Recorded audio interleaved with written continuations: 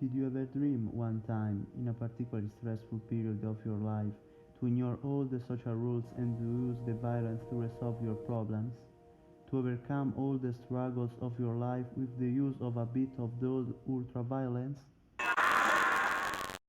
Well, this is what the protagonist of A Clockwork Orange and Fight Club thought to do.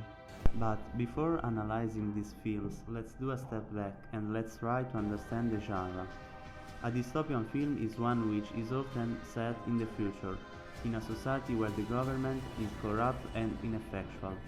The world within the film often has nightmare-like qualities, though it also usually includes elements of contemporary society. Metropolis is a 1927 German expressionist film drama, directed by Franz Lang, set in a futuristic urban dystopia. Made in Germany during the Weimar period, Metropolis is generally considered to be the first film of this genre and one of those that most influenced subsequent films. We mentioned German Expressionism, but what is it? It was an early 20th century German art movement that emphasized the artist's inner feelings or ideas over replicating reality, and was characterized by the simplification of the shapes and the chiaroscuro lighting. Other characteristics of this genre are the use of mise-en-scène and heavy atmosphere, long shadow effects, artificial set with the realistic details, camera set in unexpected angles gives audience a different perception and helps us in evoking mystery, hallucination and extreme emotional stress. This genre is still an influence for some directors, such as Tim Burton, where in most of his films, first among all Edward Scissorhands, this characteristic can be traced. Both films, A Clockwork Orange and Fight Club, begin by revealing a social problem such as violence. In the first, violence is used by the establishment to cure the same problem. In the second one, violence is used to escape to a form of apathy and social alienation that the protagonist has. Anyway, in both cases, what at the beginning seems to work at the end will get worse. Hi, hi, hi there, my little droogies! In A Clockwork Orange, the problem is a gang of teenagers that during the night goes around the city and private houses and does violence. The trick that society comes with is a cure that uses violence to inhibit violence.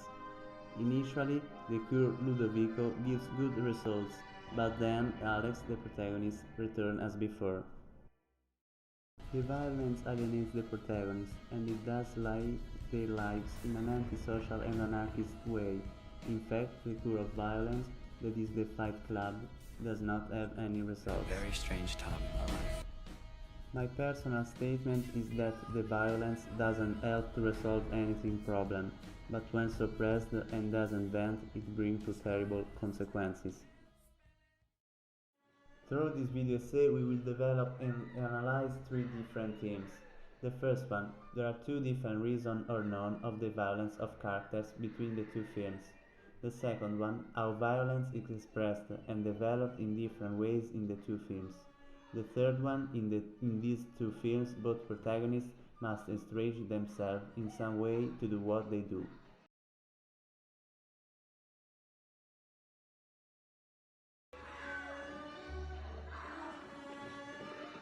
In A Clockwork Orange, the protagonists are violent actually for no one specific reason.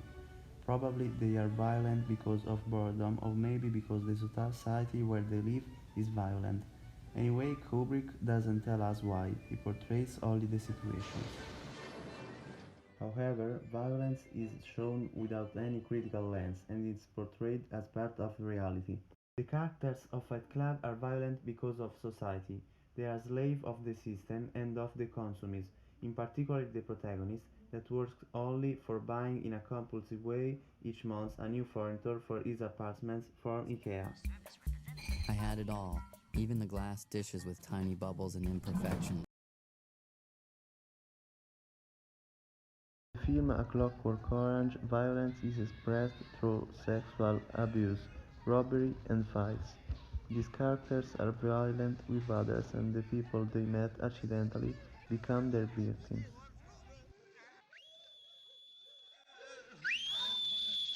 Right, Pete, check the rest of the house. 10, I'm singing in the road, just singing in the road. What a glorious feeling. Security? I am Jack's smirking revenge. In Fight Club, violence is not something that happens to others. There aren't victims, but in this scenario, the people that are unfulfilled and satisfied, like the protagonist, go in search of this. That hurt. Why would you do that? Oh my god. No! Please stop!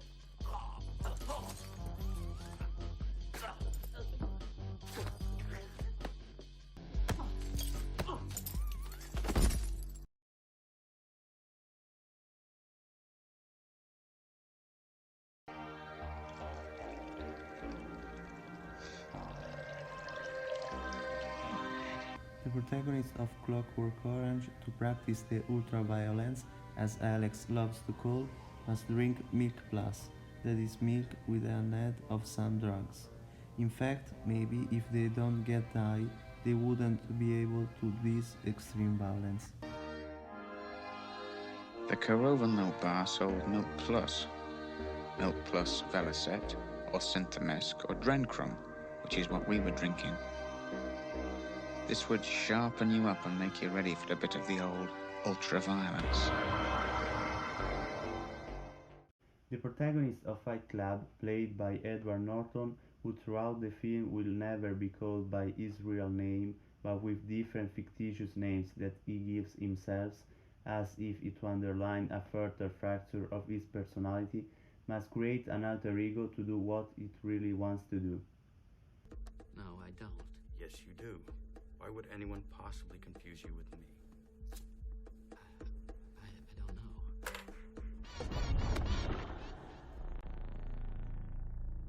You got it. No. Do not fuck with us! Say it.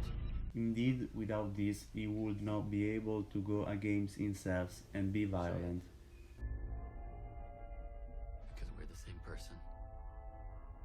That's right. We are the all singing, all dancing crap. I don't understand this. You were looking for a way to change your life. You could not do this on your own. All the ways you wish you could be, that's me. I look like you want to look. I fuck like you want to fuck. I am smart, capable, and most importantly, I'm free in all the ways that you are not. What these two films have in common is the attempt to investigate the human instinct. Its natural feral inclination cannot be suppressed. It is destined to remain latent in the imagination and potential actions of man, which continues to feed projection of perverse pleasures and punished freedom. In Clockwork Orange final, Alex remains himself and does not hail from violence, and imagines himself carrying out acts of violence, while being applauded by the nobles. This means that from now on his violence will be accepted, because he will be made a policeman, and its use will become part of social norms. In Fight Club, on the other hand, the protagonist manages to carry out what in psychoanalysis is called a cathartic process. Through the release of repressed violence, he managed to get rid of his anxieties and, despite catastrophic consequences for society, is finally able to move forward.